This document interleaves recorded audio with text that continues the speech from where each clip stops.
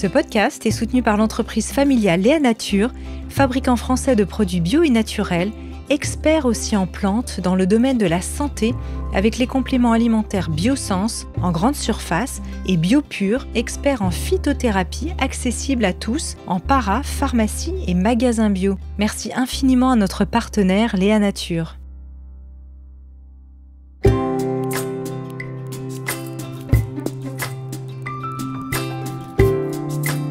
Bienvenue dans la saison 4 de Métamorphose.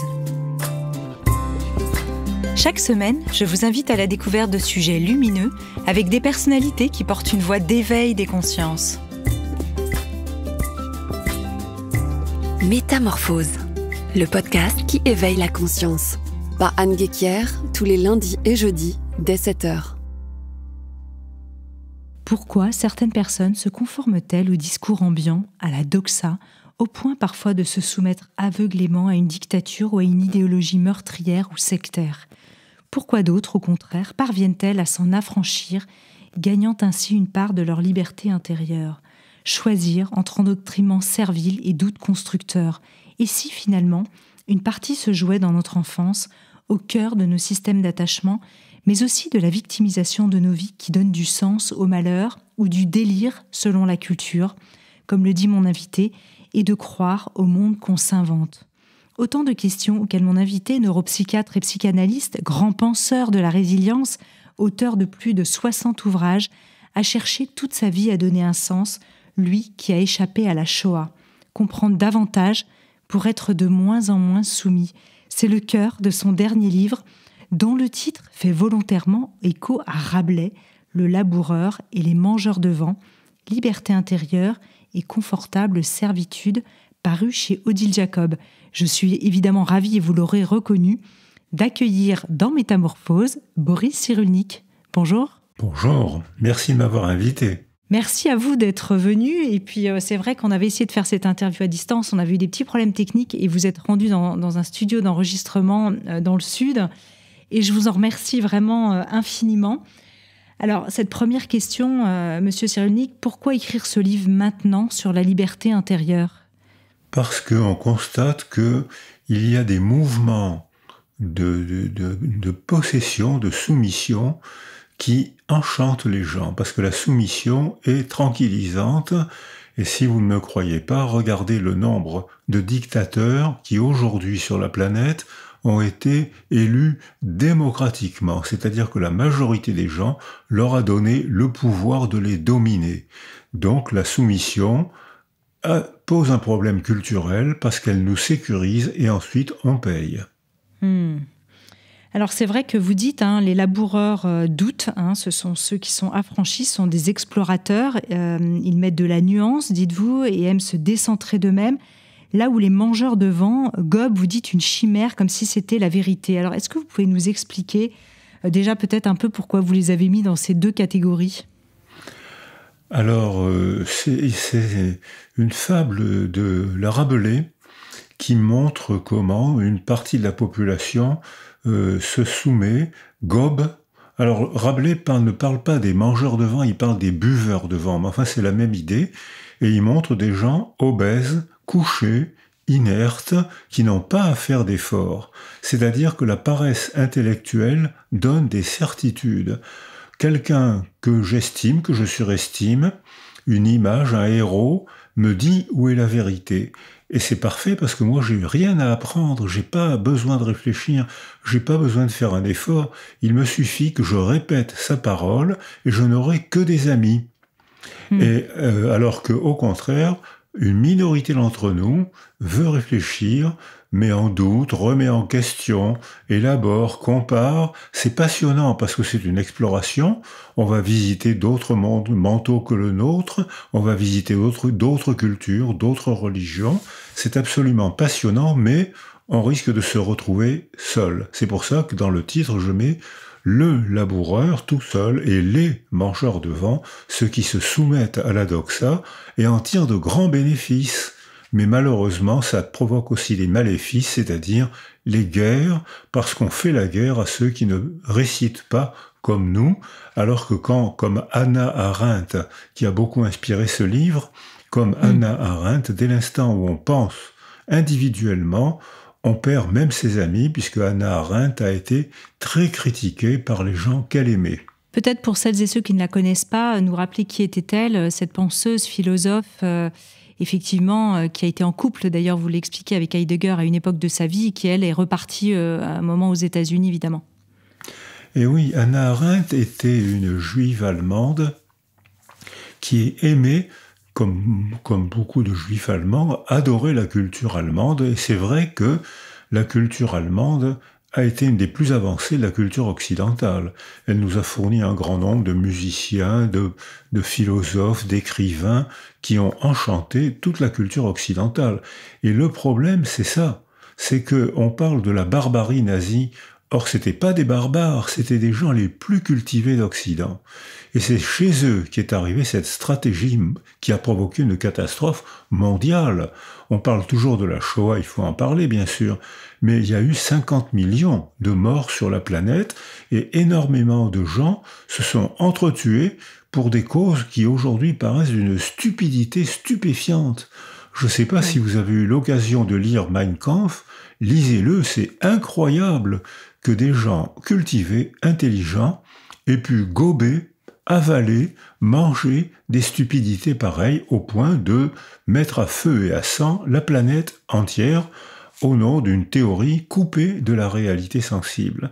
Donc, et Hannah Arendt, cette juive allemande qui aimait beaucoup la culture allemande, a été emprisonnée et uniquement parce qu'elle était juive, elle a réussi à partir aux États-Unis et en France, et elle avait gardé des liens amoureux avec Heidegger, qui était son prof de philosophie. Et Heidegger s'est inscrit et a été un des dirigeants du comité central du parti nazi. Et il n'a pas démissionné quand le nazisme s'est effondré. Et quand Hannah Arendt l'a retrouvé après la guerre, elle n'a plus été sa maîtresse parce qu'elle ne l'aimait plus, mais elle continuait à admirer sa production intellectuelle. Et elle l'a fait traduire aux États-Unis tellement elle admirait l'intelligence de cet homme qui, comme la plupart des Allemands, s'est laissé embarquer par un courant intellectuel qu'ils ont gobé sans juger et sans réfléchir, alors que c'était de grands intellectuels. Oui. On reviendra d'ailleurs là-dessus, et tout à l'heure évidemment sur cette notion de banalité du mal, mais avant d'en arriver là, vous dites que l'absence de doute, c'est le bonheur dans la servitude. Et c'est une posture qui fait naître les guerres. Oui, parce que on a tous éprouvé le bonheur dans la servitude. Quand on était enfant, d'abord on vit dans un monde de perception quand on est bébé, et il y a un géant sensoriel qui gouverne notre monde et nous apprend à le voir.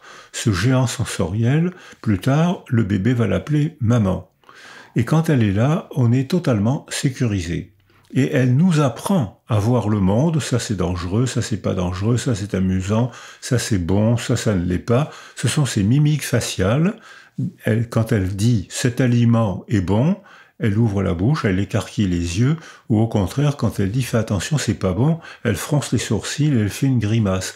Et les bébés préverbaux, avant l'âge de 3 ans, comprennent, avant la parole, ils comprennent les mimiques faciales, la sonorité de la voix, ils comprennent ce qui est bon pour eux. Et donc, ils attachent beaucoup d'importance plus tard à ce que dit cette figure d'attachement, maman, et plus tard à ce que disent les figures d'attachement désignées par la mère, papa, la culture, etc. Donc on a tous connu ce bénéfice dans la soumission, parce qu'on nous disait, on nous apprenait comment il faut voir le monde.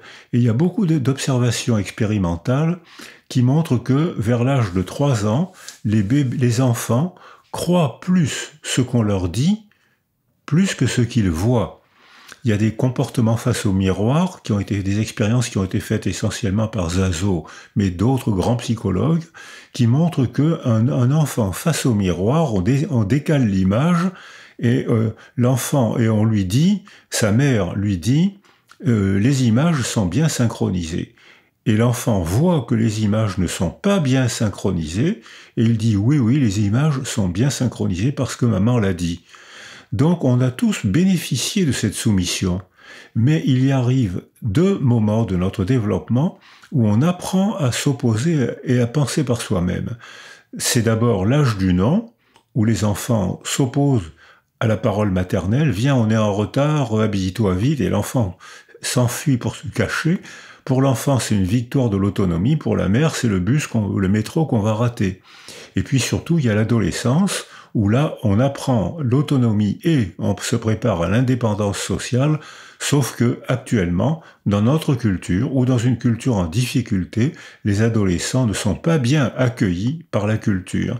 Et là, ils ont du mal à se détacher de la doxa, et ils regrettent, ils retrouvent souvent le bénéfice de la soumission à un récit qu'ils ne cherchent pas à juger. Oui. Alors que l'adolescence, c'est vraiment cette grande période du remaniement, hein, vous dites, de l'attachement. Voilà. Alors, on arrive à l'adolescence. On a donc bénéficié de l'attachement maternel, de l'attachement d'autres figures d'attachement, celle qu'on appelle le père. J'ai fait exprès de dire celle qu'on appelle le père, parce que maintenant que les divorces explosent en France et en Occident, très souvent des femmes seules débordées élèvent leur enfant avec leur propre mère, c'est-à-dire la grand-mère. Et c'est la grand-mère qui tient le rôle de père. Ou bien quand 2 femmes homosexuelles se marient et ont un enfant, c'est une des 2 femmes qui prend le rôle du père et la fonction du père. Donc j'ai bien dit celle qui joue le rôle de père, ce qui pose un problème pour les hommes et ce qui pose un problème anthropologique énorme dont les enfants d'aujourd'hui payeront le prix dans une génération. Alors, arrive à l'adolescence, notre mère, on l'aime d'attachement, elle marque son empreinte au fond de nous, il n'y a aucune connotation sexuelle.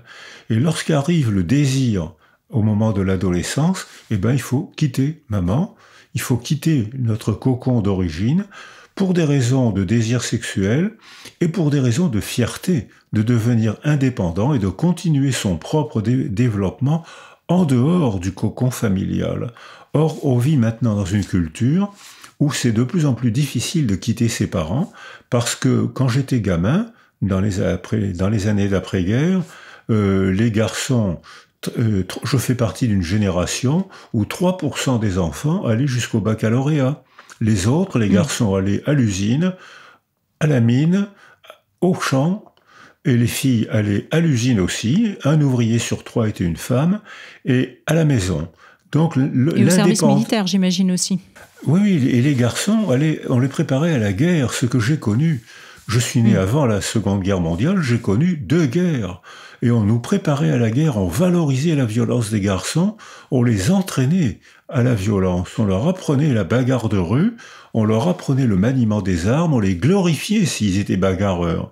Aujourd'hui, la violence n'est que destruction, alors que pendant des millénaires, pendant toute l'histoire humaine, la violence a été construction. Construction des frontières, construction des pays, nationalisme, construction de la survie, construction de la guerre. Les métiers de la guerre sont apparus très tôt. Donc les garçons, il y a même des civilisations entières qui étaient consacrées à la guerre. Les femmes faisaient que le reste, les garçons n'étaient préparés que pour la guerre, et les femmes faisaient les enfants, la vie quotidienne, l'instruction, c'est-à-dire ce qu'aujourd'hui on considère comme les qualités primordiales, et pendant très longtemps ça a été considéré comme les qualités secondaires, c'est-à-dire celles des femmes, et la qualité prioritaire c'était celle des hommes, c'est-à-dire la violence. Et ça ne fait qu'une génération ou 2 qu'on se rend compte que la violence n'est que destruction.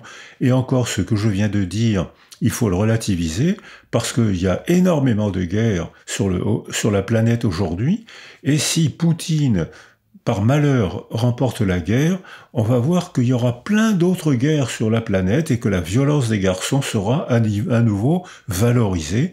On voit que de plus en plus de milices privées encouragent et forment à la guerre, à la violence des garçons, et on voit que les Russes qui ont été formés à la guerre réalisent actuellement des crimes de guerre, parce qu'ils ont été éduqués pour ça. Donc pendant 2 générations, sous l'impulsion du féminisme et des progrès sociaux, on a pensé que la violence n'était que destruction, mais je suis inquiet parce qu'on voit qu'en Ukraine, la violence redevient aujourd'hui une valeur adaptative, ce que je trouve désespérant. Oui. Alors justement, puisque vous parlez de l'éducation, du développement de l'enfant, vous revenez longuement dans votre livre sur les styles d'attachement, cette façon de socialiser, d'établir des relations aux autres, à travers notamment les travaux du psychiatre et psychanalyste anglais John Bowlby. Et puis, vous parlez aussi de la pédopsychiatre française Nicole Guédenay, je ne sais pas si je prononce bien son nom, oui. Notamment. Et c'est vrai que c'est important parce que ce soit de ce côté-là et aussi la neuroimagerie associée à la psychologie, à la sociologie, démontre que beaucoup de troubles psychiques proviennent de troubles relationnels ou désorganisations sociales qui agissent sur le cerveau. Et c'est important, je trouve, de revenir là-dessus et peut-être que vous nous redécriviez les types d'attachements relationnels. Alors, effectivement, ce genre de recherche a commencé tout de suite après la guerre avec des psychanalystes, René Spitz, Anna Freud, la fille de papa, John Bowlby, président de la Société britannique de psychanalyse, mais qui ont fait une psychanalyse un peu particulière parce qu'ils observaient les comportements des bébés. Et ils se sont rendus compte que ce qui fondait l'attachement, c'était pas la nourriture, comme l'avait dit papa Freud, c'était le lien d'attachement, c'est-à-dire un affect. Et ils ont rendu observable et mesurable que la privation d'affect altérait les comportements. Et quand la neuroimagerie s'est développée, c'est-à-dire 40 ou 50 ans après, elle a confirmé que l'hypothèse de ces trois psychanalystes était pertinente. Quand j'ai été en Roumanie, après la chute du mur, il y avait 200 000 enfants ont été placés en isolement sensoriel, en carence affective, parce qu'une politique criminelle demandait aux femmes de travailler 14 heures par jour dans les usines pour rembourser la dette publique, les empêchait de contrôler la fécondité et la maternité, donc elle mettait au monde des enfants que le gouvernement isolait. On appelait ça des orphelinats. Certains orphelinats ont très bien fait leur travail. Là, il s'agissait de mouroirs où les enfants étaient totalement privés de relations affectives. Au scanner de ville, on voyait les atrophies très facilement, à l'œil nu, au scanner de ville. Et quand la neuroimagerie est arrivée, on a eu des images très précises qui montraient comment un enfant qui se développe dans une situation, dans un contexte, dans un milieu d'isolement affectif, atrophie ses deux lobes préfrontaux, socle neurologique de l'anticipation, atrophie son système limbique, socle neurologique de la mémoire et des émotions, et hypertrophie l'amygdale rhinencéphalique au fond du cerveau, qui est le socle neurologique des émotions insupportables de haine, de colère ou de désespoir. Donc le cerveau est sculpté par la structure du milieu. C'est-à-dire que c'est une neurologie qui est la conséquence des relations. Mais ça veut dire qu'on peut agir sur les relations qui agissent sur le cerveau. Et avec Pierre Bustani, on montre que lorsqu'on réorganise le milieu, ces enfants très altérés recommencent la construction cérébrale en 24-48 heures. La résilience neuronale est très facile à déclencher à condition de s'occuper de l'alentour du bébé. Et dans l'alentour du bébé, il y a une image majeure, comme on le disait tout à l'heure, c'est la mère. Donc il faut sécuriser la mère pour qu'elle devienne sécurisante pour son enfant, et il faut créer des conditions de maternité pour que les femmes puissent faire leur boulot de femme enceinte sans stress. Alors, elles le font souvent, mais les causes du stress maternel sont pas rares. Ça peut être, c'est la violence conjugale, où les hommes sont plus performants que les femmes, si on peut dire. Ils font 80% de la violence conjugale est le fait d'hommes, le reste c'est des femmes. La violence, la précarité sociale, qui est un stress quotidien, la guerre qu'on voit réapparaître en Europe, le tremblement de terre ou un accident de la vie. Quand la mère est stressée, elle sécrète les substances du stress qui passent dans le liquide amniotique que le bébé avale. Sauf qu'il avale un liquide amniotique bourré de substances toxiques pour son cerveau. Et ce bébé arrive au monde avec des altérations cognitives dues non pas à la mère, mais au malheur de la mère, qui peuvent être le mari, la guerre, la précarité sociale, etc. Donc ça veut dire que on peut agir sur le milieu qui agit sur nous par des décisions relationnelles et par des décisions éducatives et par des décisions politiques. Mais encore faut-il qu'on puisse le faire, que notre gouvernement nous permette de le faire. Alors c'est ça, oui bien sûr, en effet. Donc dans les travaux qu'on mentionnait tout à l'heure, les travaux du psychiatre John Bowlby, il parle vraiment de ces types d'attachements relationnels, sécures, évitants, calmes, distants, ambivalents, confus, désorientés, selon ses travaux. Et puis, vous le rappeliez aussi, c'est vrai que ça ne vient pas uniquement de la vie in utero, c'est certainement multifactoriel, encore une fois. Mais d'où viennent ces difficultés d'attachement? Et peut-être vous pouvez nous décrire un peu mieux les travaux de Bowlby à cette occasion. Alors, les travaux sur l'attachement ont été initiés dès 1945 par deux psychanalystes, René Spitz et Anna Freud, la fille de papa. En 1950, John Bowlby, à l'Organisme mondial de la santé, a repris cette nouvelle attitude qui consistait à observer les comportements des bébés avant la parole, les bébés préverbaux. Et ça a changé complètement notre manière de penser le monde de l'enfance. Ces trois chercheurs, surtout John Bowlby et Mary Ainsworth, une élève de John Bowlby, ont montré que très tôt, dès l'âge de 10-12 mois, les enfants d'un pays en paix acquièrent un type d'attachement. 70% de ces enfants ont acquis un attachement sécure. On a gardé l'anglicisme parce que sécure, c'est pas sécurisé. Un bébé sécurisé a besoin que sa mère soit constamment près de lui pour être sécurisé. Alors qu'un bébé sécure, sa mère peut s'en aller, partir travailler ou s'absenter, le bébé reste sécure parce que sa mère s'est imprégnée dans sa mémoire et dans son style affectif. 30% des enfants dans un pays en paix ont acquis un attachement insécure, évitant, distant, froid, ne soutenant pas le regard, ne cherchant pas l'interaction. D'autres enfants ont acquis un attachement ambivalent, ils sourient et puis ils tapent sur la personne qu'ils aiment, et 5% des enfants ont acquis un attachement confus, ce qui est déjà une preuve de désorganisation psychique dès les premiers mois de la vie. Dans un pays en guerre, ces chiffres sont différents. C'est pas 70% des enfants qui ont acquis un attachement confiant, c'est 30 à 40%.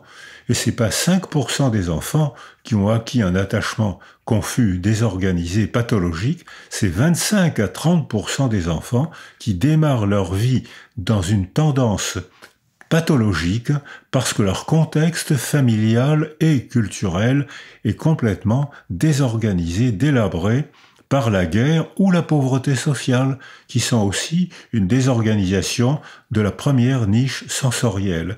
Donc ces aptitudes acquises très précocement dépendent de la qualité cérébrale du bébé, mais ça c'est le cas pour pratiquement tous les bébés qui arrivent au monde, sauf les maladies génétiques qui sont quand même très rares, mais tous les bébés arrivent au monde avec un cerveau sain, mais qui peut être tutorisé de manière très différente selon la structure de la famille et même la structure culturelle. Alors c'est vraiment très intéressant parce que effectivement on peut imaginer que ça fait le lit ensuite cette base qui est insécure alors qui est renforcée par des terreaux comme vous dites de pauvreté, de guerre ou quand il y a une culture défavorable ou délétère et qui finalement peut ensuite rendre l'enfant et le futur adulte vulnérables au sens non pas positif du terme, mais plutôt, je dirais dans ce cas-là, plutôt négatif, d'être ouvert à beaucoup d'influences et à éviter de penser justement par lui-même? Alors, les enfants sécures aiment l'exploration. L'exploration physique, on voit des bébés qui visitent le monde extérieur, qui s'éloignent de leur mère, qui sont curieux de tout. Ensuite, quand ils parlent, ils aiment l'exploration des mots, ils jouent avec les mots. Et ensuite, quand ils sont adolescents, ils aiment l'exploration de différentes religions, différentes cultures, ils voyagent, différents pays. Et ceux-là se soumettent beaucoup moins à la doxa parce qu'ils ont assez confiance en eux pour juger par eux-mêmes. Ils ont acquis un degré de liberté intérieure, ce qui n'est pas le cas des enfants insécures qui, eux, n'osent pas, ne savent pas, n'ont pas appris à penser par eux-mêmes. En revanche, ils ont appris à réciter. Alors, ils ont appris le bonheur dans la servitude. Parce que quand on récite la parole de quelqu'un, on n'a pas à faire l'effort de penser. Et ça les sécurise beaucoup. Ils n'ont pas confiance en eux. En revanche, en citant la parole d'un maître, ils se donnent l'illusion de la confiance. Je dis ce que dit mon maître, donc c'est sûrement la vérité. Et c'est comme ça que beaucoup de dictatures s'imposent sans difficulté. Les dictateurs sont adorés. Hitler a été adoré, Mussolini a été adoré. Mussolini, c'était pas un dictateur, c'était un régime autoritaire. Il était sur le chemin de la dictature, il a été adoré, et on voit réapparaître l'adoration des régimes totalitaires. Et aujourd'hui, sur la planète, on voit qu'un très grand nombre de dictateurs sont élus démocratiquement, et même parfois réélus, parce qu'ils sont un grand tranquillisant. Mais on connaît l'excès des tranquillisants, c'est que ça arrête la pensée. Si je récite ce que me dit de réciter mon chef religieux, mon chef idéologique, mon chef philosophique, j'ai pas besoin de penser. Il me suffit de quelques slogans. Et si autour de moi, tout le monde récite les mêmes slogans en même temps que moi, je n'aurai que des amis. Mais où est la vérité là-dedans? Elle est ailleurs. Où est la liberté? Eh bien, il n'y a plus de liberté, il y a le bonheur, le confort dans la servitude. Alors que ceux qui ont acquis un attachement sécure éprouvent le plaisir de penser. Ils peuvent très bien être en désaccord avec quelqu'un sans le haïr. Ah tiens, on ne pense pas de la même manière, comment as-tu fait pour arriver à cette pensée? Et ce désaccord devient une source d'exploration, d'enrichissement. Oui. Ah ben on n'a pas la même religion, raconte-moi comment tu pries, raconte-moi quelles sont les valeurs de ta religion. C'est un enrichissement, alors que Bien ceux sûr. Qui sont sécurisés par une communauté éprouvent la moindre différence comme un blasphème, une agression. Ils sont indignés, et à ce moment-là, ils préparent la guerre, puisqu'ils sont les seuls qui a raison, c'est leur chef, et si ceux qui sont en désaccord sont vécus comme des agresseurs du chef. Donc le communautarisme prépare à la guerre, alors que l'exploration, l'ouverture prépare à la liberté de penser. Et c'est vrai que ça fait le livre, vous avez parlé des dictateurs, mais aussi, vous l'avez dit, des chefs, gourous, sectes, etc. Il y a quand même un paradoxe dans ces idées d'appartenance au groupe, c'est-à-dire que c'est à la fois, vous le dites, ce sentiment d'appartenance est à la fois nécessaire, délicieux, mais aussi dangereux. Vous venez d'expliquer et on le comprend bien. Et en même temps, c'est certainement ce qui a aussi conditionné la survie de l'espèce, c'est-à-dire que celui qui n'était pas dans le groupe, et donc dans une forme certainement de croyance du groupe, était exclu, et on pense à l'homme des cavernes, et probablement il y allait de sa survie. Donc est-ce que nos cerveaux gardent cette mémoire-là? Alors oui, un cerveau, c'est un cerveau humain, quel que soit la culture, quel que soit le contexte. Quand un homme et une femme ont des relations sexuelles, généralement ça met au monde un bébé humain. C'est assez rare que ça mette au monde un hippopotame ou une hirondelle de mer. Donc il y a un déterminisme génétique. Mais ce déterminisme génétique subit l'empreinte, le tutorage du milieu pendant la grossesse.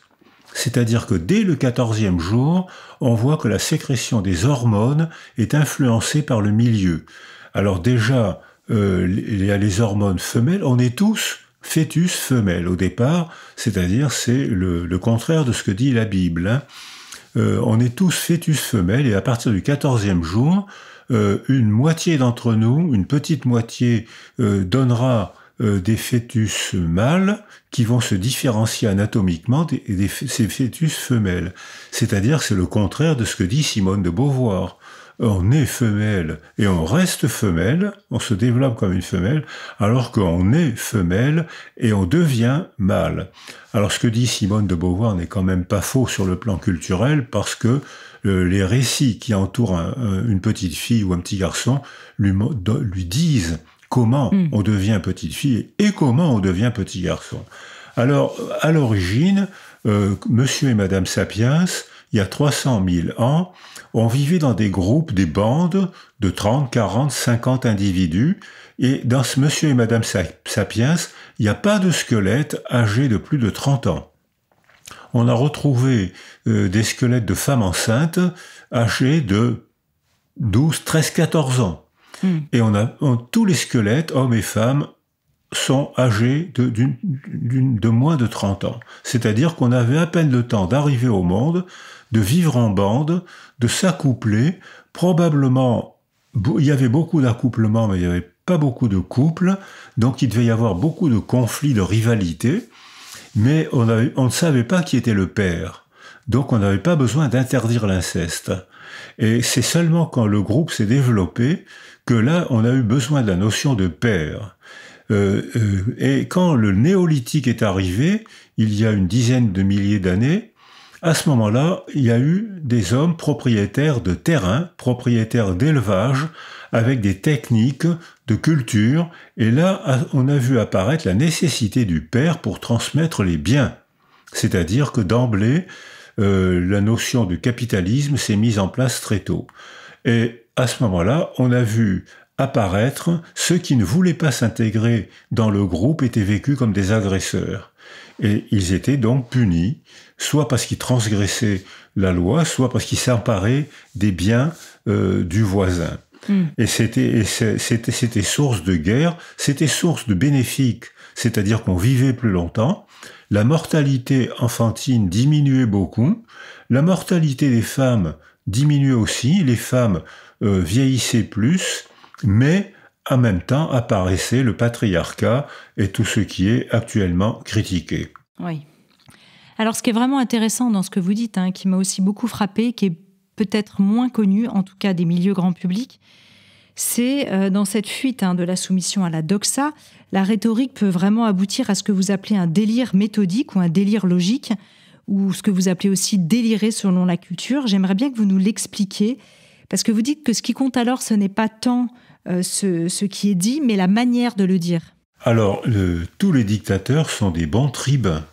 Si vous ne savez pas parler en public, vous aurez peu de chances d'être élu dictateur et vous ne serez pas adoré. Première condition, la rhétorique. Hitler faisait venir chez lui un chanteur d'opéra. J'ai vu les photos qui étaient prises où Hitler apprenait les postures qui permettent de communiquer très loin à la foule, parce qu'il n'avait pas la technologie n'était pas aussi performante qu'aujourd'hui, et il fallait faire des gestes que tout le monde voyait au loin, comme pour un chanteur d'opéra, et ces gestes communiquaient une émotion d'indignation, de supplication, de colère, de tendresse, etc. C'était les gestes académiques. Et puis ensuite, il faut qu'il y ait un énoncé de certitude. Parce que si vous avez un travail philosophique ou un travail scientifique, c'est-à-dire une remise constante en question, la science n'apporte pas de vérité définitive.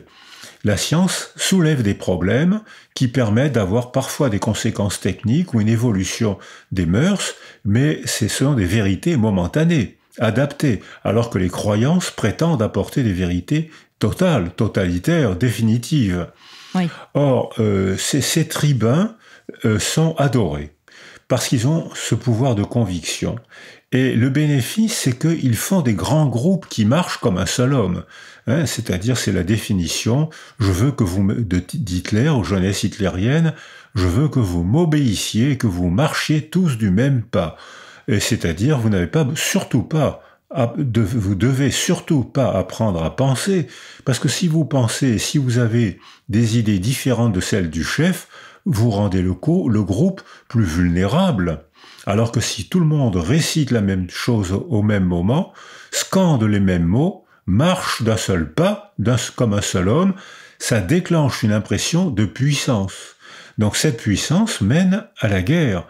Je vais vous imposer ma loi puisque je postule que mon chef est le seul qui a la vérité. Mon Dieu, c'est le seul Dieu. Vos dieux sont des faux dieux. Donc ces certitudes mènent à la guerre. Alors que le doute, le plaisir de penser, philosophique, artistique, scientifique, ralentit les décisions, donc pour créer une situation de vulnérabilité sociale. Quand on veut gagner une guerre, il faut aller vite. Et alors que quand on veut faire des progrès humains, ça prend du temps, il faut hésiter, il faut recommencer, il faut convaincre les gens. Mais c'est un espace de liberté, alors que le régime totalitaire, c'est une aliénation souhaitée, c'est une aliénation bienfaisante puisqu'elle sécurise et donne des certitudes. C'est là où on voit effectivement que le langage peut être à la fois source de liberté intérieure, mais en même temps, les paroles, et vous le dites, sont comme des armes aussi dans certains cas et permettent de manipuler aussi les esprits. Voilà, c'est ça. Ça dépend comment on se sert de cet outil qu'est le langage. Si on se sert de cet outil pour penser, pour raconter des histoires qu'on acceptera de remettre en cause, pour faire des théories philosophiques ou scientifiques qu'on acceptera de faire évoluer, le mot important c'est évoluer. Alors dans ce cas-là, on aura le plaisir d'explorer, de douter, de changer d'idée, d'évoluer. Mais en revanche, il y a des gens parmi nous qui veulent avoir des certitudes parce que la certitude mène au pouvoir. Ça entraîne un pouvoir de conviction. Ma manière de parler, la manière de répéter des slogans, le propre du slogan, c'est qu'on réunit un groupe autour de quelques mots et qu'on n'a plus besoin de penser. Il suffit de scander les mêmes mots, de marcher au pas, de s'habiller de la même manière et on va avoir un sentiment d'appartenance très euphorisant, très agréable, mais qui ne désigne pas la vérité et surtout qui n'évolue pas, c'est-à-dire qu'il mène au renforcement, on prend le pouvoir, et à l'effondrement, comme toutes les dictatures par bonheur, elles finissent par s'effondrer parce que quand le milieu évolue, et le milieu ne fait que ça, on passe de la glaciation au réchauffement, le climat évolue, les végétaux évoluent, les animaux changent, et nous-mêmes, on évolue constamment, physiquement, et bien sûr intellectuellement encore plus. Le milieu passe son temps à évoluer, si bien qu'arrive un moment où le dictateur qui a été élu et à qui on a donné le pouvoir, eh bien ce dictateur n'est plus adapté au milieu et la dictature s'effondre, c'est ce qu'elle a de mieux à faire, mais entre-temps, elle a gâché la vie de 1 ou 2 générations. Donc je pense qu'il est très important d'analyser ce genre de discours de façon à tenter l'aventure de la liberté intérieure. Alors c'est vrai que si on transposait ce personnage du dictateur, par exemple aujourd'hui à la technologie, à la réalité virtuelle, on peut se poser la question si parfois on n'est pas en plein délire logique, sous emprise un peu de ces influenceurs, je mets des guillemets, avec ces fameuses idées claires, une forme d'abus de clarté, comme vous la nommez, et qui finalement deviennent, on a le sentiment que ce sont des perceptions réelles alors qu'elles ne le sont pas. Mais oui, j'ai pas répondu à votre question tout à l'heure, mais vous avez raison de la reformuler maintenant, parce que je propose cette expression de délire logique qui vient de la paranoïa. Mais il y a des paranoïas psychotiques et il y a des paranoïas normales. Le psychotique, il a un trouble du développement qui un jour ou l'autre le mène à avoir une illusion de vérité. Mon voisin me veut du mal, il faut que je le tue parce qu'il veut s'emparer de mes biens. Parfois c'est vrai, parfois c'est pas vrai. Ou alors mon voisin m'envoie des ondes pour s'emparer de mon âme. Voilà le genre de délire de psychose paranoïaque. Mais il y a aussi des psychoses normales, de gens qui se sentent persécutés parce que on est facilement agressé. Actuellement, toutes les cultures sont agressées par le climat, par la guerre, par la difficulté de fabriquer du social. Or, dans ces cultures où on se sent agressé, on peut mettre en place un délire logique. Ce délire des privatifs, l'IRA, sillon sur la terre, on est coupé de la terre, on est coupé de la réalité sensible, et on se soumet à une représentation qui est logique. Exemple, j'ai eu l'occasion de voir des archives où, au moment des discussions sur l'abolition de l'esclavage, où les anti-abolitionnistes disaient il faut surtout pas supprimer l'esclavage, parce que si on supprime l'esclavage, le prix du sucre va augmenter. Ce qui était logiquement vrai. C'était logique, c'était vrai, c'était bien pensé. Et ce délire était bien pensé pour diminuer le prix ne pas augmenter le prix du sucre. On a pillé un continent, on a détruit des cultures, on a humilié, torturé des dizaines de millions d'hommes et de femmes pour que le prix du sucre n'augmente pas. Voilà l'exemple de délire logique. Or, actuellement, on voit que énormément de théories se développent de manière logique et complètement coupées de la réalité sensible. Donc il faut absolument garder l'esprit du laboureur. Le laboureur, c'est l'artisan, c'est le paysan, c'est le clinicien que je suis, c'est-à-dire c'est une connaissance sensorielle, c'est l'œil du maquignon. Et il ne faut pas empêcher les théories abstraites, les abstractions sont importantes, mais il ne faut pas leur donner toute la parole.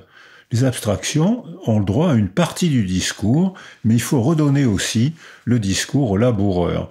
Et l'exemple que je prends, c'est la navette, je crois qu'elle s'appelait Challenger, la navette qui a explosé. J'ai oublié, je crois qu'elle s'appelait Challenger. Ce sont des grands esprits mathématiques et physiciens qui ont mis au point cette merveille technique.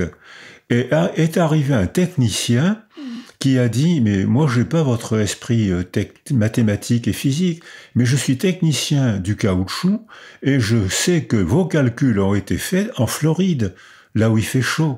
Et la navette, elle va monter en l'air, là où il fait froid. Et moi, technicien, je sais par expérience que le caoutchouc, quand il fait froid, se durcit, gèle et casse. » Et les grands esprits mathématiques et physiques lui ont dit « Où avez-vous lu cette publication ?» Le technicien a dit « Mais je l'ai lu nulle part, je suis technicien du caoutchouc, je le sais, mais c'est pas une publication abstraite qui me l'a appris. C'est sans importance, vous êtes un petit technicien, c'est pas écrit dans les revues de référence, taisez-vous. » La navette est partie, les caoutchoucs ont gelé, la navette Challenger a explosé, avec dedans les cosmonautes qui ont explosé en l'air devant les familles qui étaient invitées à assister au démarrage de la fusée. Donc voilà, ces délires logiques, on en a plein autour de nous actuellement, et je crois qu'il est important de les écouter, de les mettre en doute, en question, comme dit Hannah Arendt. Écoutez, c'est souvent des théories nécessaires, parfois, mais qui risquent de se couper de la réalité sensible. Donc il faut aussi donner la parole aux laboureurs. C'est vrai que, puisque vous reparlez d'Hannah Arendt, on parlait de la banalité du mal, c'est la phrase qui lui est attribuée au début de cette interview, et vous évoquez Adolf Eichmann, qui a été vraiment qui a servi docilement le régime nazi et envoyé des milliers et des milliers de personnes à travers le processus administratif à la mort, et qui, lui, était dans son propre délire logique à lui, de bien faire son travail, de paperasserie, etc. Et ça, vous le soulignez de manière assez... à la fois... c'est poignant quand même, ce passage-là. Mais oui. Alors, le nazisme, en 2-3 ans, a tué 6 millions de personnes sur un peuple de 9 millions de juifs européens. Un petit million est parti en fumée, les autres ont été abattus dans la rue, sont morts de faim, ou ont été abattus dans d'énormes fosses, comme en Ukraine, où ils étaient abattus à la mitrailleuse, avec les femmes et leurs bébés dans les bras, leurs enfants dans les bras, nus, et abattus à la mitrailleuse. Donc c'était une monstruosité humaine. Donc tout le monde pensait, puisque Eichmann a réalisé une monstruosité, c'est donc que c'est un monstre. Hannah Arendt demande à aller assister à son procès à Jérusalem, et ce qu'elle voit, c'est pas du tout un monstre, c'est un petit monsieur qui, avec un stylo, a condamné à mort, certains chiffres disent 800 000 personnes ont été condamnées à mort par le stylo d'Eichmann, qui faisait son travail de petit fonctionnaire. Il signait, il passait des journées entières à voir des dossiers et à signer des condamnations à mort. 800 000 personnes sont mortes, tuées par son stylo. Et elle dit, mais c'est pas du tout un monstre, c'est un homme qui s'est soumis à une représentation froide, coupée de toute sensorialité, coupée de toute émotivité. Quand le procureur lui dit « Mais monsieur Eichmann, dites-moi, dites je de temps en temps, dites ce que vous pensez. » Et Eichmann lui dit « Mon seul langage est un langage administratif. Je ne pense pas, j'applique. » Or, il se trouve que beaucoup de dictateurs accentuent leur pouvoir avec des relais de milliers de petits dictateurs.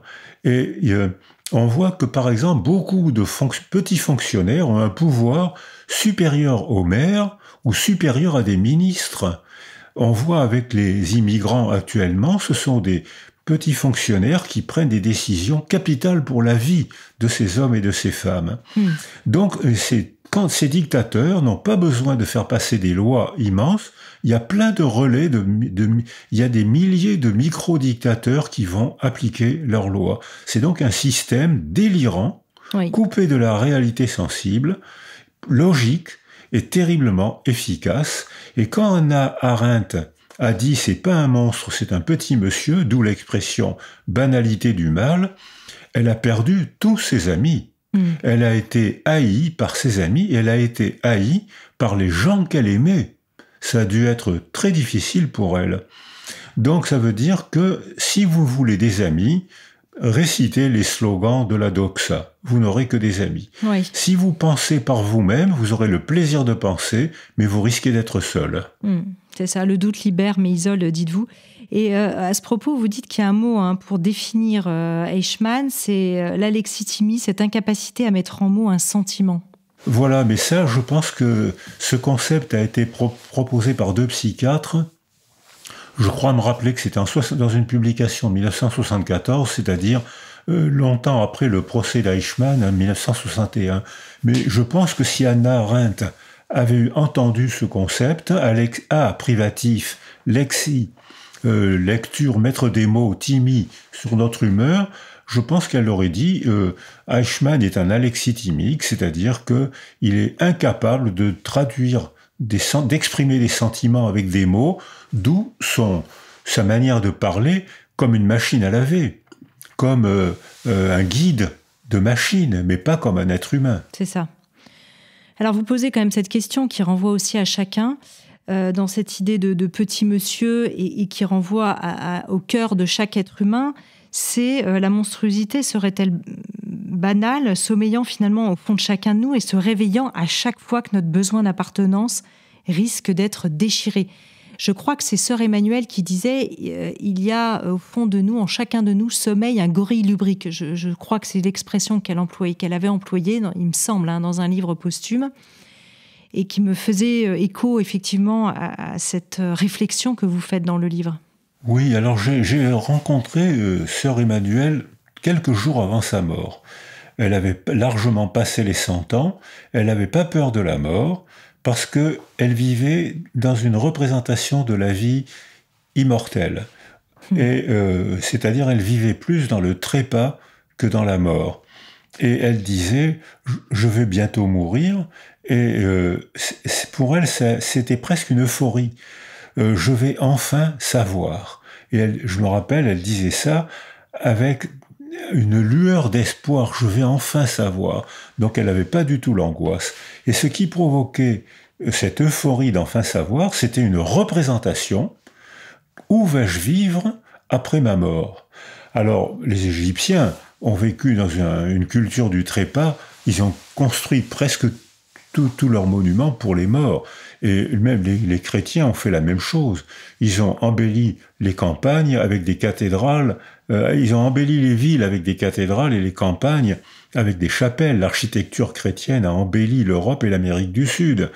Mais ce sont des représentations. Nous, humains, on vit une part dans un monde de perception, le chaud, le froid, la faim, la fatigue, la maladie, mais on vit essentiellement dans un monde de représentation. Et ces représentations, peuvent être facilement coupées de la réalité sensible. C'est-à-dire que le simple fait d'être humain et de parler nous rend aptes au délire. Les animaux peuvent avoir des hallucinations, comme nous, puisqu'ils ont un cerveau, ils n'ont pas le même cerveau que nous, mais ils ont un cerveau, et quand il y a des maladies du cerveau, ou quand il y a des troubles du neurodéveloppement chez les animaux comme chez les êtres humains, alors dans ce cas-là, on peut avoir des hallucinations. Mais seuls les êtres humains peuvent délirer. C'est-à-dire que Michel Foucault disait « la folie caractérise le monde humain ». C'est pas tout à fait vrai. D'ailleurs, Michel Foucault a été critiqué surtout par les philosophes et les psychiatres anglais. La folie caractérise le monde animal et le monde humain, mais parce qu'un trouble du développement peut provoquer une perception altérée du monde avec des hallucinations, c'est-à-dire des fausses perceptions, mais seuls les êtres humains peuvent construire des systèmes cohérents et coupés de la réalité sensible en n'étant pas psychotiques. C'est-à-dire que notre aptitude à la parole crée notre aptitude à délirer. Alors ça c'est intéressant, et autre chose qui est intéressant aussi, ce qui fait le terreau de se soumettre à la doxa ou tout ce que vous évoquez, c'est aussi et c'est très soulageant de désigner un coupable à l'extérieur de soi. Alors effectivement, on a parlé beaucoup du nazisme, donc le coupable c'était les Juifs, mais aujourd'hui d'actualité ce sont les femmes, évidemment on le voit en Iran, en Afghanistan, ça peut être les Noirs, les gens de couleur, on a parlé de l'esclavagisme. Faire une carrière de victime, vous dites, c'est donner sens au malheur. Alors, je pense que quand on est... Le mot victime est un mot juridique qu'on emploie quand on va voir un avocat ou quand on est devant un tribunal. Mais moi, dans nos travaux, dans mes livres, j'emploie plutôt le mot blessé. Je ne dois pas avoir souvent écrit le mot victime. Parce que le piège de la pensée, c'est que quand on a eu un grand trauma, le trauma devient un identifiant. C'est-à-dire qu'on est caractérisé par le trauma qu'on a reçu, ce qui est nécessaire et devrait être limité. Comme disent les femmes qui ont été agressées sexuellement, elles disent « j'ai été victime, mais je ne veux surtout pas mener une vie de victime. Je veux me remettre à vivre le mieux possible après un fracas. Le fracas, je l'ai eu, mais je veux me remettre à vivre le mieux possible. » Et là, elle refuse de faire une carrière de victime, parce que notre culture, pendant très longtemps, on a considéré que les victimes étaient méprisables, et qu'il fallait pas, c'était des hommes faibles, les hommes qui se plaignaient étaient faibles. On apprenait aux petits garçons à ne pas pleurer, à ne pas se plaindre et à être dur au mal. Et on apprenait, les filles pouvaient se plaindre. Au contraire, même on les encourageait à la plainte, indolore pariès, ça fait partie de votre condition de femme, voilà, vous devez souffrir. Or, mais un homme, s'il souffre, ne doit surtout pas se plaindre. Et notre culture a eu un virage anthropologique, on va dire pour faire un schéma, au milieu des années 80, le film Shoah, Primo Levi, avec ses témoignages intelligents d'Auschwitz, Chirac, en reconnaissant que le gouvernement de Vichy avait participé au crime, eh bien, ça a provoqué un virage anthropologique. Et ce virage anthropologique a encouragé des gens à réduire leur représentation d'eux-mêmes à « je suis victime ». Ma personnalité, c'est d'être victime. Or, beaucoup de femmes agressées, beaucoup d'hommes revenant de la guerre disent « pas question que je fasse une carrière de victime, j'ai eu un immense fracas, aidez-moi à m'en sortir ». D'où le principe de la résilience. et aussi des critiques que provoque parfois la théorie de la résilience. Bien sûr, mais sur cette idée de désigner un coupable extérieur et qui fait aussi le lit de la soumission à la doxa. Mais oui, l'illusion de compréhension, c'est le bouc émissaire. Je me sens mal, je ne sais pas pourquoi. Arrive un chef gourou, un chef religieux, un chef idéologique, un chef militaire, qui me dit « Moi, je sais d'où vient le mal, c'est le juif. C'est l'arabe, c'est l'étranger, c'est le noir. » Et après chaque épidémie, il y a eu des pogroms. À Toulouse, après l'épidémie de peste de 1348, pratiquement tous les juifs de Toulouse ont été brûlés. À Francfort, pratiquement tous les juifs de Francfort ont été brûlés.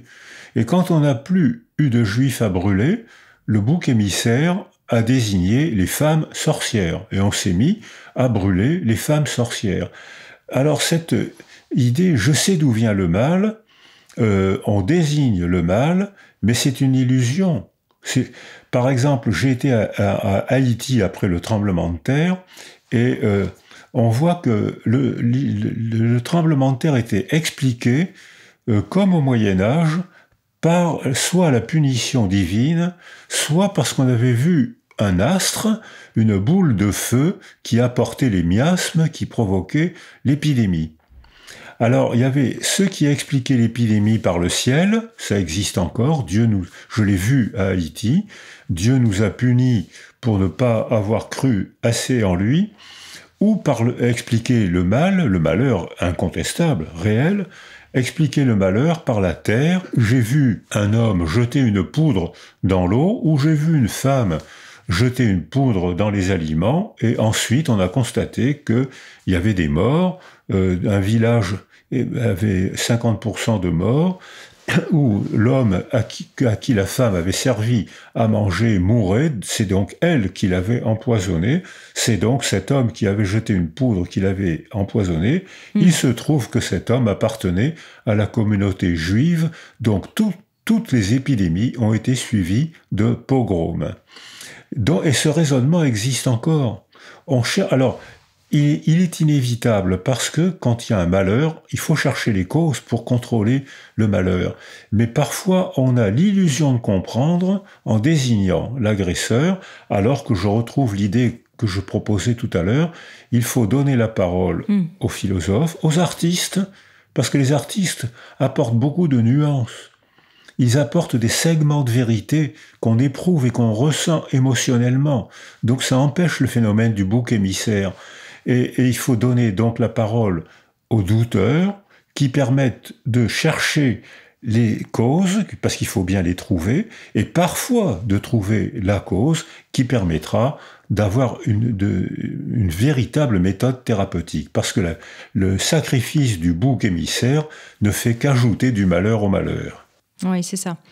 C'est vrai qu'on pourrait quand même se poser la question, est-ce que finalement la liberté de penser est une illusion? Parce que quand on imagine le terreau de la blessure, d'attachement potentiellement ou des traumas, du terreau de la culture, du récit collectif, etc., on se dit qu'est-ce que finalement penser véritablement par soi-même? Mais oui. Alors ça, c'est ce que vous venez de dire, je le partage et c'est embêtant. Parce que cette phrase d'Hannah Arendt que j'aime beaucoup, je l'ai beaucoup fréquentée, enfin j'ai fréquenté ses livres, oui. Elle emploie souvent cette expression.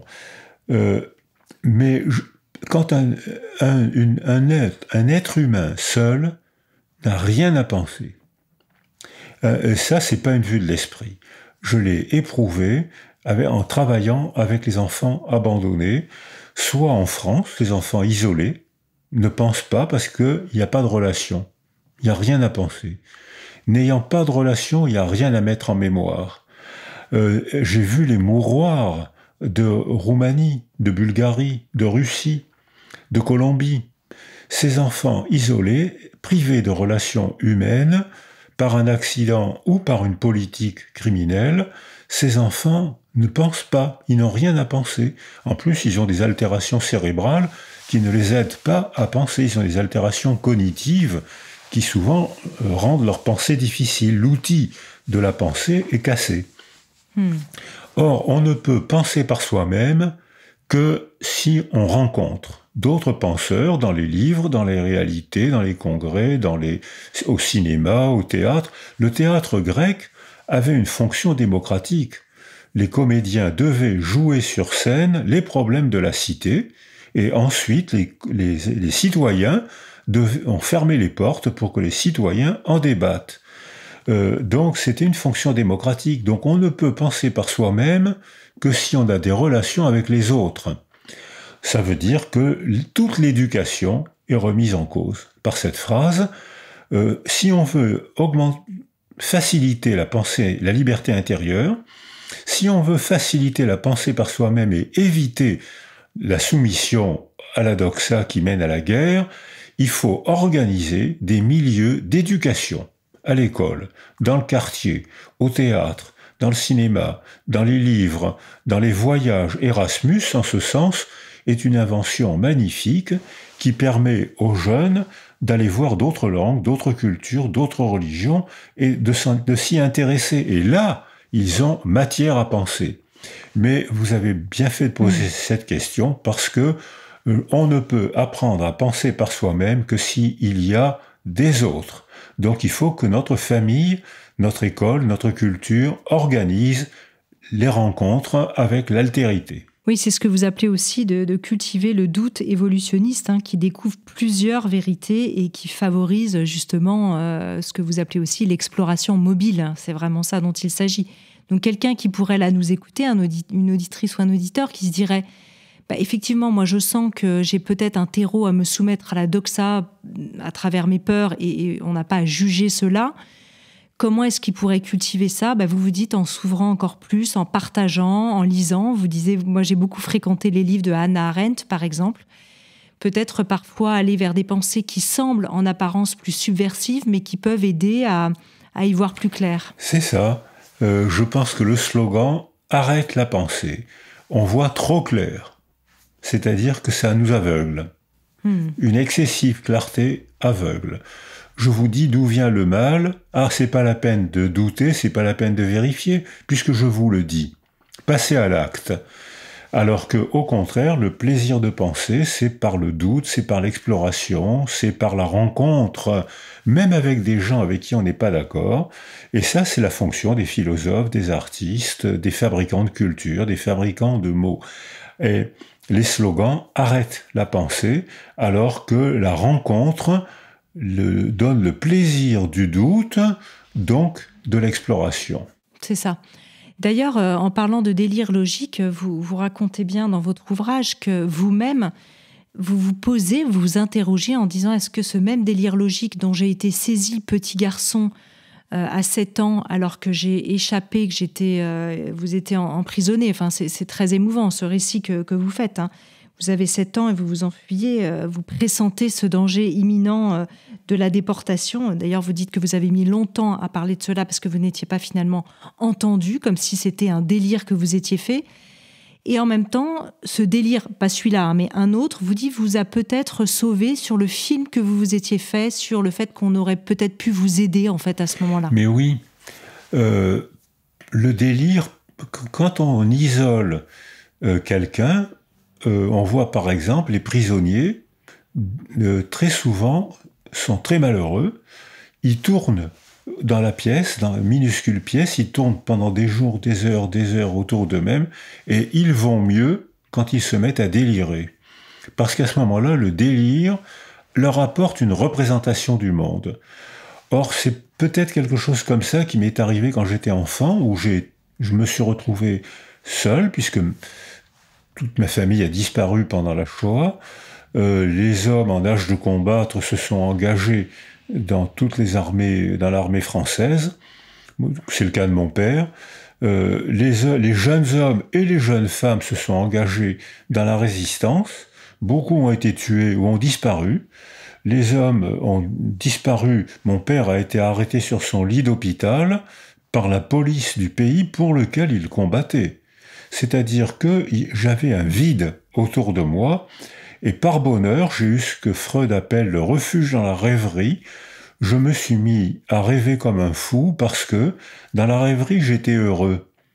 Et je me créais un monde de représentation où j'étais heureux et j'étais convaincu qu'un jour je deviendrais médecin, écrivain et que j'habiterais sur la côte d'Azur. Je ne savais pas la différence entre la côte d'Azur et la côte varoise. C'est très différent. Et ce rêve excessif et coupé de la réalité sensible, il se trouve que j'ai arrêté le délire en me mettant au travail, en étudiant, mais je pense que le point de départ a quand même été un délire. Si j'avais été équilibré, j'aurais vite appris un métier manuel pour gagner ma vie dès l'âge de 14 ou 15 ans. Ça aurait été équilibré. Alors que seul, sans bourse, je touchais pas de bourse, je rêvais que je deviendrais médecin, c'était pas raisonnable, c'était même délirant, mais ça c'était le délire bénéfique, celui qui remplit un monde, comme les prisonniers se sentent mieux quand ils se mettent à délirer, je me sentais mieux quand je rêvais, mais il a fallu ensuite se retrousser les manches, et là ça n'a pas été du délire, là ça a été souvent difficile. Bien sûr. On approche de la fin de cette émission, Boris Cyrulnik. J'ai envie de vous demander aussi, dans quel état d'esprit êtes-vous aujourd'hui, vous qui regardez le monde, qui portez l'empreinte de la guerre, hein. Vous avez aussi des origines paternelles, je crois, ukrainiennes, qui font certainement écho à ce que l'humanité traverse aujourd'hui. Mais oui, dans les années d'après-guerre, j'étais convaincu qu'on ne retrouverait jamais ça. Il y avait des institutions internationales qui se mettaient en place pour empêcher la guerre.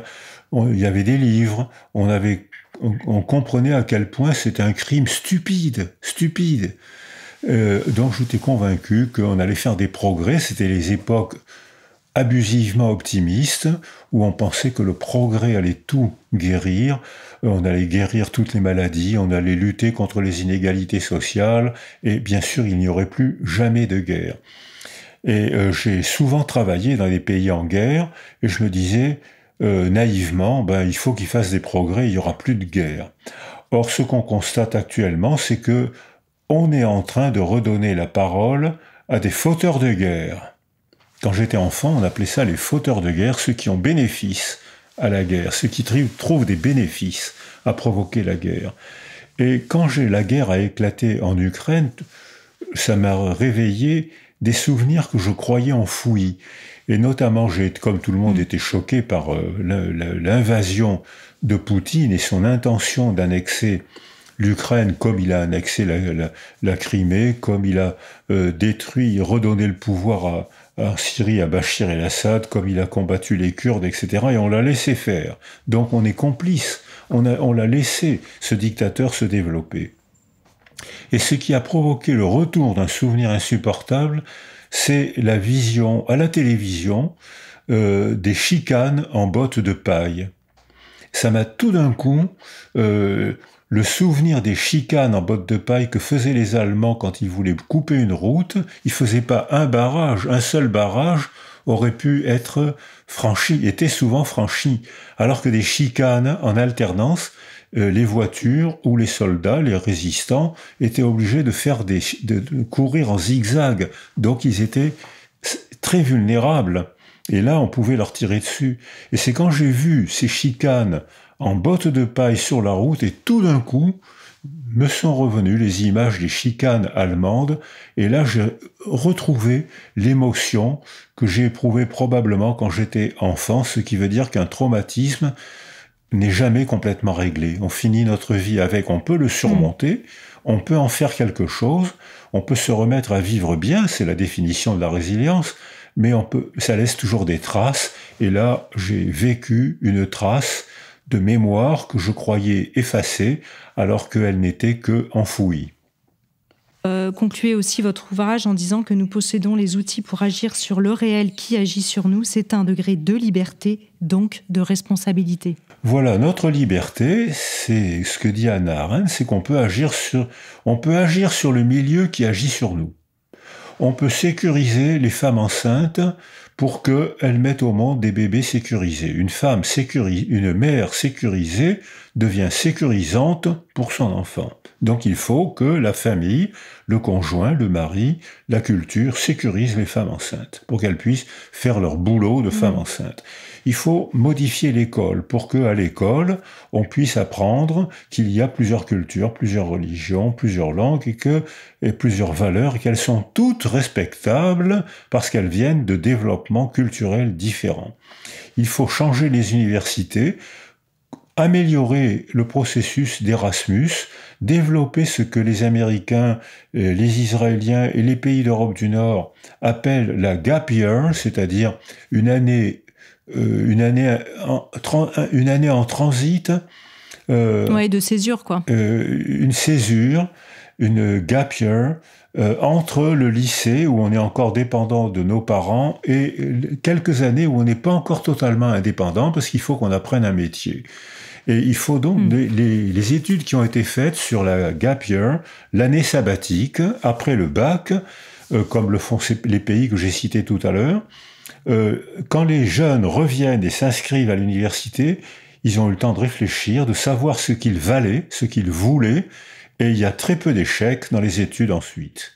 Alors que quand on inscrit, par exemple, Parcoursup inscrit des enfants, l'ordinateur les oriente sur une université, il y a, ce qui n'est pas forcément leur choix, il y a énormément d'échecs, énormément, 50 à 60% des étudiants sont éliminés au cours du DUG. C'est humiliant pour eux, c'est du temps et de l'argent perdu, c'est de l'humiliation pour eux. Donc là, si le Parcoursup aurait éliminé Einstein, Edgar Morin, la plupart des grands esprits de notre époque, parce qu'ils étaient mauvais élèves, et la plupart des grands esprits de notre époque seraient éliminés par Parcoursup. Donc il faut absolument que notre école, notre université, nos artistes mettent au point de nouvelles méthodes de communication. Et vous avez travaillé, vous aussi, vous-même, vous avez participé à de nombreuses commissions, notamment sur les 1000 jours de l'enfant, et puis à réfléchir à ce système éducatif, et merci aussi pour ça. Merci infiniment, Boris Cyrulnik, d'être venu faire un tour dans Métamorphose pour reparler de ce livre que je vous recommande chaleureusement à toutes et à tous qui nous écoutez pour apprendre à penser par soi-même, qui redéconstruit effectivement tous ces phénomènes et bien plus encore de manière très approfondie dans cet ouvrage, et qui s'intitule, je le rappelle, Le laboureur et les mangeurs de vent, qui est aux éditions Odile Jacob. Merci aussi d'avoir fait l'effort de vous être déplacé dans un autre studio d'enregistrement pour pouvoir mener à bien cette interview, et pour cet effort aussi, je vous remercie beaucoup, Boris Cyrulnik. À bientôt, j'espère. C'était un plaisir parce que vos questions étaient très stimulantes. J'ai découvert un studio sympathique. Merci de m'avoir invité. Ah, c'est super. Merci à vous. Si vous avez aimé ce podcast, n'hésitez pas à lui donner 5 étoiles sur Spotify, et surtout abonnez-vous gratuitement sur votre plateforme préférée pour ne manquer aucun épisode. Découvrez mes invités en avant-première sur Instagram à l'adresse Métamorphose Podcast, et abonnez-vous aussi gratuitement dès maintenant à la newsletter Métamorphose pour être au courant de nos conférences, ateliers et de nos dernières actualités. Pour ça, rendez-vous sur notre nouveau site www.métamorphosepodcast.com. Métamorphose, le podcast qui éveille la conscience. Par Anne Guéquière, tous les lundis et jeudis, dès 7h.